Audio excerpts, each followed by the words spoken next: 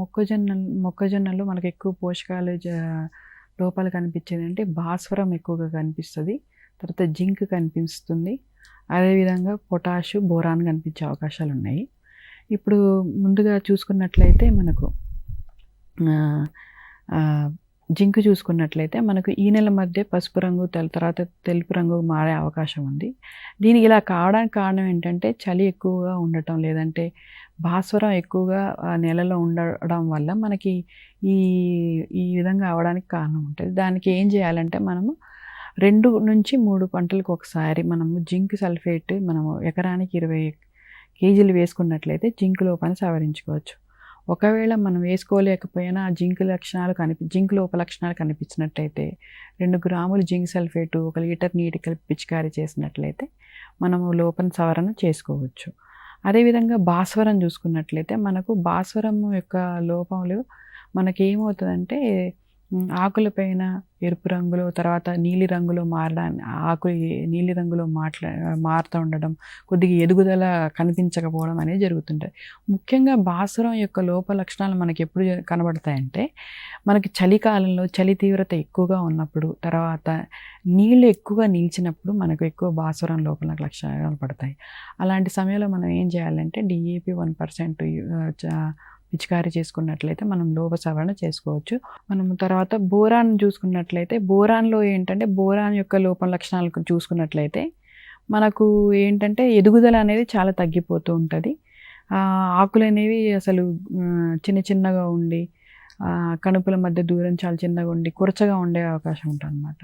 ఇవి ఎక్కువగా బోరాన్ లోపాలు ఎక్కువ కనిపించినప్పుడు ఏంటంటే మనం ఎక్కువ కనిపించడానికి కారణం ఏంటంటే ఇసుక నేలల్లో, తర్వాత ఏవైతే చౌడు నేలలు ఉన్నాయో, ఆమ్ల నేలలు ఉన్నాయో అలాంటి వాటిల్లో బోరాన్ యొక్క లోప లక్షణాలు కనపడతాయి అన్నమాట.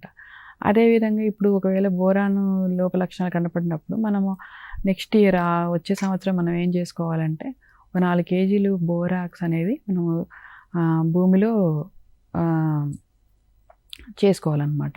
లేదు ఎమ్మటే లోపల సవరణ ఇప్పుడు జరిగింది కాబట్టి 1 గ్రామ్ బోరాక్స్ని మనం 1 లీటర్ నీటి కలిపి పిచికారీ చేసుకున్నట్లయితే లోపం సవరించుకోవచ్చు. అదేవిధంగా పొటాష్ యొక్క లోపాలు కనిపించినట్లయితే మనకు ఆకులు చివర అంతా గోధుమ కలర్లోకి మారిపోయి కొద్దిగా మారిపోతూ ఉంటాయన్నమాట. దీనివల్ల ఏంటంటే పొటాషియం సవరణకి ఏం చేయాలంటే పొటాషియం నైట్రేట్ మనం 10 గ్రాములు 1 లీటర్ నీటికి కలిపి పిచికారీ చేసుకున్నట్లయితే పొటాషియం యొక్క లోపం సవరించుకోవచ్చు.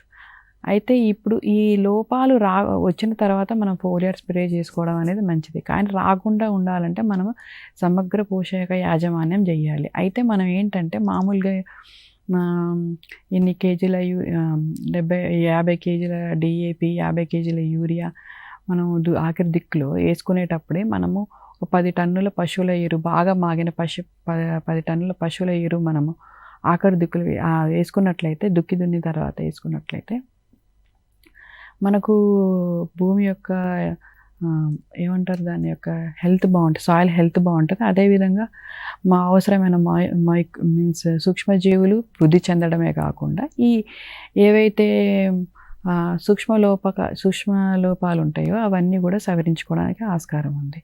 అదేవిధంగా 2-3 పంటలకు ఒకసారి మనము జింక్ సల్ఫేట్ని తర్వాత బోరాక్స్ని వేసుకున్నట్లయితే ఈ లోపాలు కూడా రాకుండా చూసుకోవచ్చు.